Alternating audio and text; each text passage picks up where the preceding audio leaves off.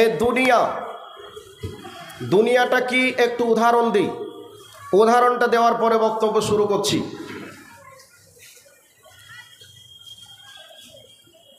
যেমন আমাদের পার্শ্ববর্তী দেশ হচ্ছে বাংলাদেশ।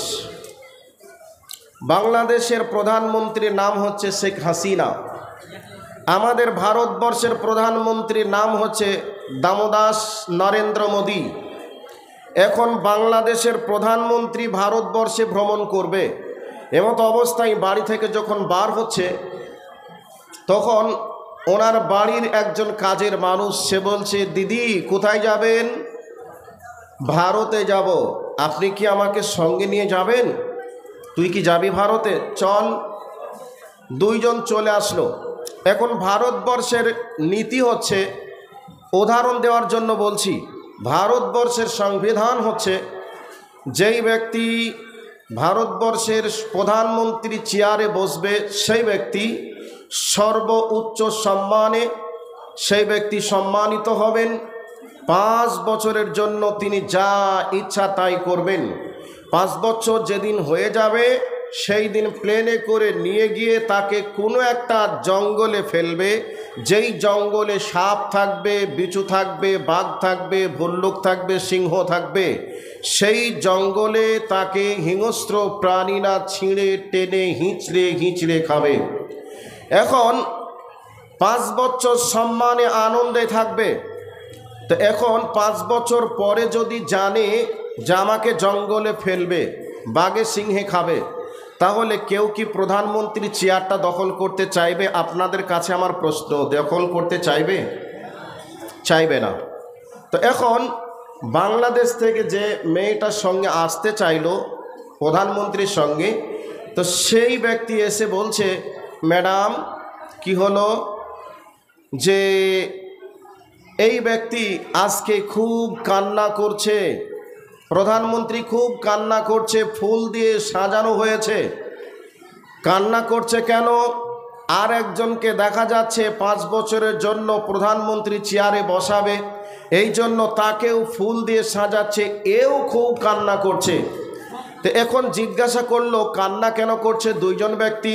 তো এবার বাংলাদেশের প্রধানমন্ত্রী তার বাড়ির কাজের লোকটাকে বলছে যে এই জন্য কান্না করছে, 5 বছরের জন্য তাকে সর্বোচ্চ সম্মানে সম্মানিত করা হয়েছিল, যা ইচ্ছা তাই সে ব্যক্তি 5 বছর করেছিল।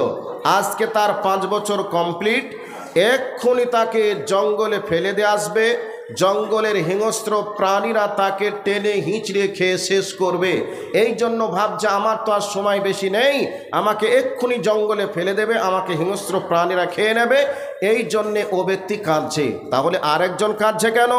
তখন বলছে ওই ব্যক্তিকে 5 বছরের জন্য সম্মানের চেয়ারটা দিতে চাচ্ছে। ওই ব্যক্তি বলছে, না আমি সম্মানের চেয়ার নেব না, কারণ আমাকেও তো 5 বছর পরে আমাকেও যেতে হবে, আমাকেও বাঘে খাবে, আমাকে সিংহে খাবে, কাজেই আমি 5 বছরের জন্য আমার সম্মানের চেয়ারের কোনো প্রয়োজন নেই। এখন বাংলাদেশের প্রধানমন্ত্রীর সঙ্গে যে এসেছে সে বলছে, আচ্ছা দিদি এ তো হতে চাচ্ছে না, আমি যদি হই তাহলে আমাকে কি ওই সম্মানের চেয়ারটা দেবে? বাংলাদেশের প্রধানমন্ত্রী বলছে, বলিস কি, এরা হতে চাচ্ছে না আর তুই হতে চাচ্ছিস? অবশ্যই তারা দেবে। এদের ভারতবর্ষের একটা নাগরিক স্বাধীনে বসবাস করবে, 5 বছর পরে বাঘে সিংহে খাবে না। তাহলে তুই যদি বসতে চাস তাহলে আমি বলছি তুই কি বসবি?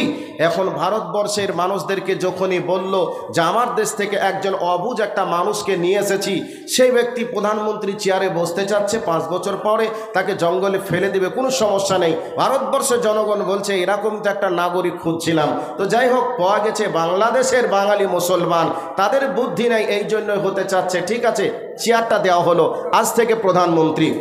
এখন প্রধানমন্ত্রী চেয়ারে বসার পরে তার পাওয়ার দেখে কে?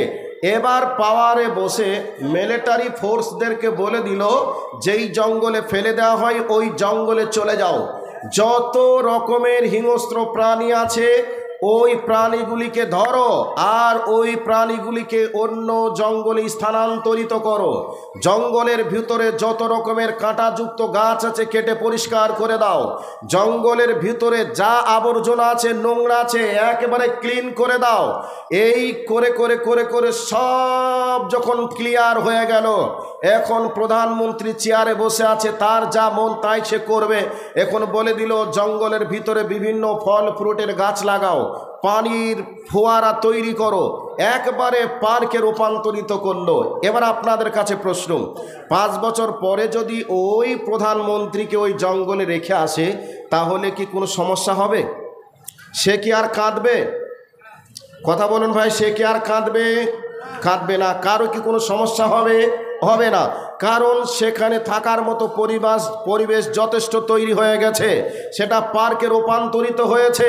বিভিন্ন পাখিতে এসে গান গাইবে, বিভিন্ন পানির ফোয়ারা ছুটবে, বিভিন্ন লাইটের আলো জ্বলবে, বিভিন্ন ফল ফ্রুটের গাছ থাকবে, সেখানে খাবে, সেখানে আনন্দেই ঘুরবে, ময়না পাখির গান শুনবে, বুলবুলি কাকাতুয়ার গান শুনবে। এই বলে সে আনন্দেই থাকবে, তার জন্য কোনো টেনশন নেই, টেনশন হওয়ারও কোনো কথা নেই। এখন আমার কথা হলো, আমরা এই দুনিয়া থেকে যেই জায়গায় চলে যাব, ওই জায়গাটার নাম হচ্ছে কবর।